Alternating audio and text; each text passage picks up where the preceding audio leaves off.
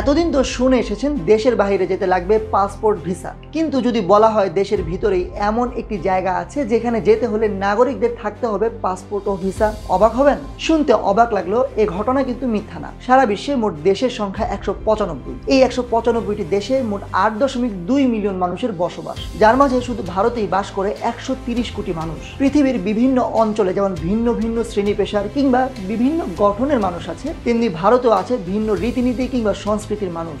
আর এই ভারতে এমন একটি স্থান আছে যেখানে দেশটির নাগরিকদের যেতে প্রয়োজন হয় পাসপোর্ট ও ভিসা। অবিশ্বাস্য মনে হলো এটাই সত্যি। ভারতের পাঞ্জাবে আটারি শ্যাম সিং নামক এই রেল স্টেশনে যেতে প্রয়োজন পড়বে পাসপোর্ট ও ভিসা। এর অবশ্যই একটি কারণও আছে। ভৌগোলিকভাবে স্টেশনটি ভারত পাকিস্তান সীমান্তের একদম পাশে অবস্থিত। অমৃতসর লাহোর লাইনে এটি ভারতের শেষ স্টেশন। যে সময়টাতে ভারত পাকিস্তানের মধ্যে সমঝোতা এক্সপ্রেস ট্রেন চলত, সেই সময় পাঞ্জাবের এই আটারি স্টেশন থেকে ট্রেনের যাত্রা শুরু হতো। আটারি স্টেশন থেকে ট্রেনে ওঠার আগে ভারতীয় পাসপোর্ট ও ভিসা দেখাতে হতো।